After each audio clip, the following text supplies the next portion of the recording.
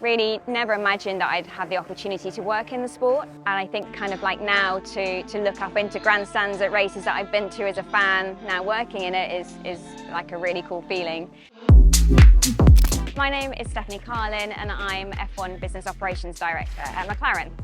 So I started in PR and marketing, communications, which was a really good place to start a career because working in that kind of comms role, you are aware of like all areas of a race team. So that was very useful. And then as I kind of progressed in my career, that became slightly more of a commercial focus.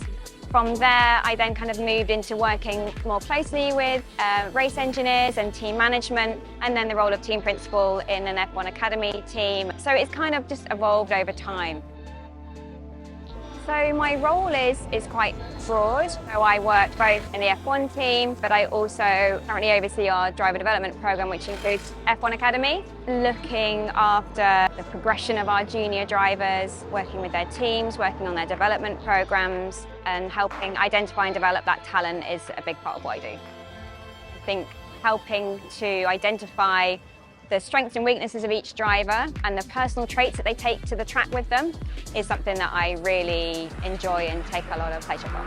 What I'm able to do with my background more in junior motorsport is to kind of help identify where our F1 Academy driver is going to need the most help. We must remember that a lot of these F1 Academy drivers are still at very formative parts of their career, despite the high level of exposure that F1 Academy brings.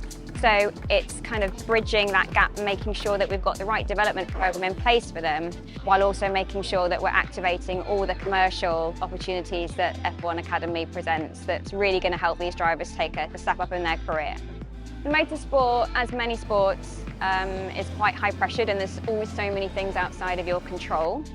So in terms of achieving a good result, you can do absolutely everything perfectly and still not get the result that you either think you deserve or you think was going to happen.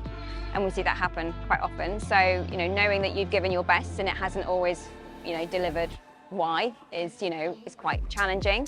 So I studied politics at university because I never thought that getting into the automotive or motorsport industry was a realistic ambition. I just thought it was so niche, I would struggle to do that. Actually, my politics degree was an awful lot about communications. There was an awful lot of writing, there was debating, so it helped my communication skills, which definitely helped from the media and PR point of view.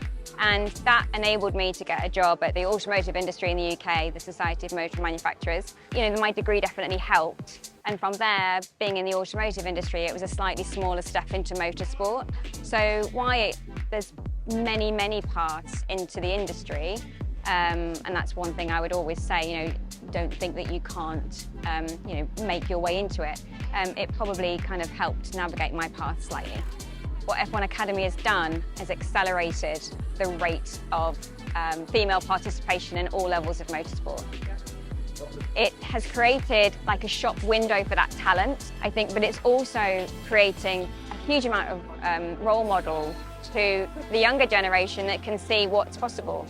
And what we're going to see with that is a trajectory that isn't kind of steady. It's actually going to, it will gain momentum quite quickly, I think, because the level of young drivers that reach out to us now is far, far higher than it's ever been that are female. But also the amount of female engineers and also the amount of females in management roles in motorsport, which is also an area that's still lacking. Those are all increasing because sometimes you have to see things to believe it is possible. And I think that's what F1 Academy absolutely does. If you have a goal, if you have an aim, stay really focused on it. Manifest it, think about it, because even when you are not consciously thinking about it, you're subconsciously doing things that are going to lead you down that path. Get as much work experience as you can, volunteer as much as you can, be as knowledgeable as you can, be as humble as you can, learn from as many people as possible. And just stay focused on the goal, because if you are determined, if you work hard, if you prove that you can do your very best at every level, there's absolutely no reason why any woman shouldn't be in any position within the industry.